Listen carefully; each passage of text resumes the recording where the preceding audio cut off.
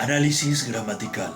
Este es el video número 13 y comenzamos con el análisis de la oración que había quedado pendiente al final del video anterior.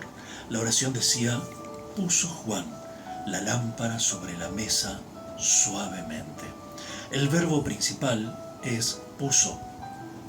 Nos ha permitido llevar a la grilla léxico-sintáctica el verbo poner. La situación del verbo poner requiere de que se diga quién pone, qué pone y dónde pone. Quien pone, lo que responda a ese quién, será el sujeto, el sintagma nominal. ¿Qué pone? El objeto puesto será el complemento objeto directo. Y dónde pone, el complemento locativo. Para el verbo poner, el locativo, el lugar, es obligatorio. Entonces, buscamos en la oración las respuestas a estos interrogantes y hemos encontrado que el sujeto es Juan, es el sintagma nominal, y el sintagma verbal es puso la lámpara sobre la mesa suavemente. Es decir, que el sintagma nominal acá está intercalado entre dos partes que conforman el mismo sintagma verbal. Puso es el predicado de la oración, el complemento objeto directo es la lámpara. El complemento locativo, ¿dónde se puso el objeto puesto? Sobre la mesa. Y hay una información adicional que no fue requerida, que es suavemente, y que nos da información sobre el modo en que se realizó la situación de poner algo en algún lugar. Suavemente, entonces, como es una información no requerida, adicional, es un adjunto, y es en este caso un adjunto modal. Cuando clasificamos la oración, entonces vemos que es una oración simple, prototípica. Simple porque no tiene proposiciones incluidas. Ahora bien, nosotros podemos pensar que el centro de la oración es el verbo puso.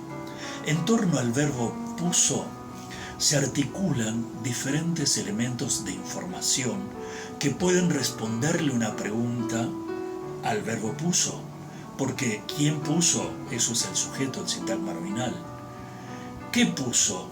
Es el objeto puesto, el complemento objeto directo. ¿Dónde puso? Es el complemento locativo. Y ¿cómo lo puso? Es el adjunto modal.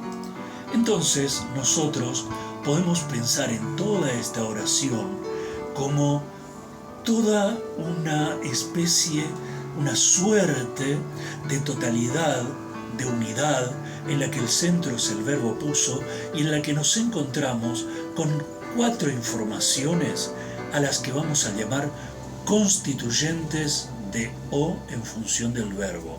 Esto quiere decir constituyentes de la oración en función del verbo. Vamos a ver por qué. Porque en realidad las informaciones 1, la del quién, la información 2, la del qué, la 3, la de dónde, y la adicional, la número 4, la del cómo, todas pueden responderle una pregunta al verbo principal puso. En ese sentido, son constituyentes de la oración porque aportan información en relación con el significado del verbo principal.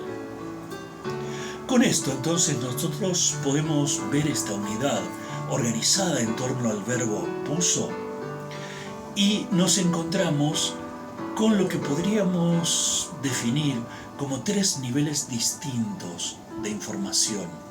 Uno, el principal, es el que presenta la entidad a la que se atribuye la situación, o sea, la entidad que protagoniza la situación de poner, y es el sujeto, es la información más importante.